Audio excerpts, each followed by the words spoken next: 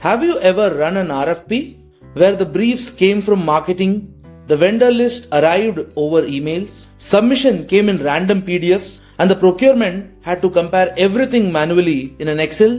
What if you could run the entire RFP process from briefs to final vendor selection inside one system? Today, I'll walk you through Brandintellé's RFP module, a structured, transparent, multi-round evaluation system that helps you choose the right vendor with complete audit-proof clarity. We will cover this in 4 steps. Step number 1, marketing team creates the brief. Step number 2, procurement runs the RFP. Step number 3, vendors response. Step number 4, procurement evaluates and finalizes the vendor. Okay, let's begin the first step. Marketing creates the brief. This is the brief creation homepage of Brandintellé. You can access all briefs, approved briefs, briefs currently in an RFP, and briefs that are already in DOA. You'll also see the status of every brief, whether it's in draft, whether if it's in progress or rejected. Marketing can export reports or create a brand new brief. Let's create a new one. There are 5 simple steps to create a brief. Step 1, brief details. Here, you enter the brief name, timeline, estimated amount, type, and market.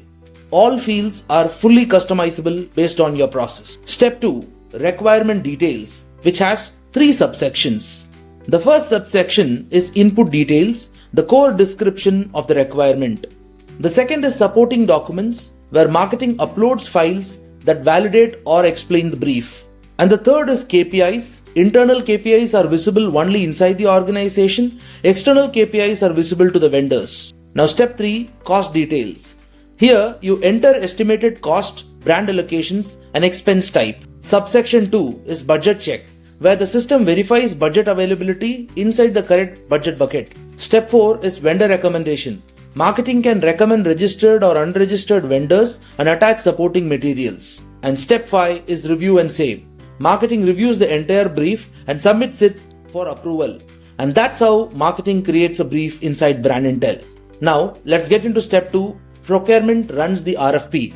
This is the RFP homepage, the command center for procurement.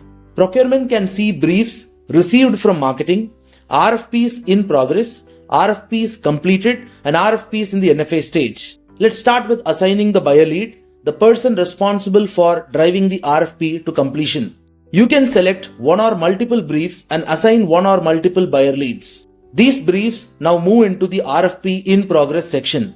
Here, you can see each RFP with its status, not started, rounds in progress, rounds completed, and whether the rounds is in open or sealed.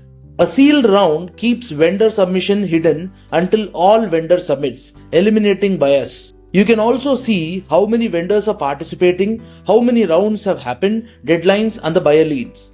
Next, here's the view of completed RFPs, including finalized vendors, quoted amounts, estimated amounts, and cancelled RFPs.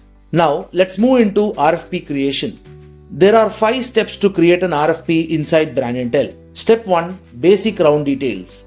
Choose whether the round is open or sealed, set start and end dates, and add notes. Step 2, brief summary. This has 3 subsections.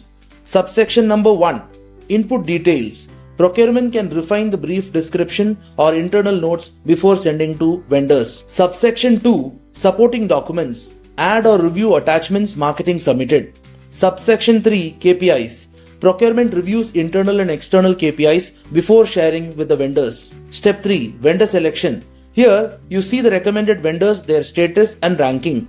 You can reorder vendors, add new ones, remove existing ones, or attach additional documents. Step 4, sending the RFP email. Here you can fill vendor emails, CCs, attachments, and allow you to customize the message. Step 5, review and launch round 1. Your RFP round is now ready to start.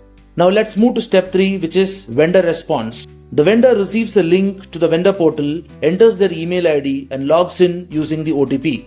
They see the RFP request, submission deadline, and attachments, and click Start Response. There are 5 steps for vendors to complete their response. Step 1, RFP brief details. Vendors can read the scope and review attachments. Step 2, scope coverage or brief coverage. Vendors can choose whether they are offering full scope, partial scope, additional scope, They also upload required documents. Step 3. Commercial details.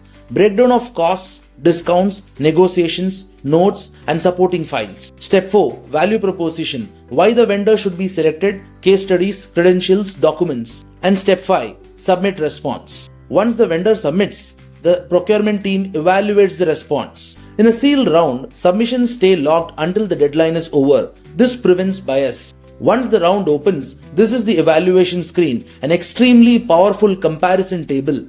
You will see vendors side by side across scope comparison, commercial comparison, value proposition comparison, best price is auto highlighted. Procurement can shortlist vendors for the next round, reject vendors, or finalize. And that's the complete 4-step RFP flow. From brief to RFP creation to vendor response to procurement evaluation, all inside one powerful system.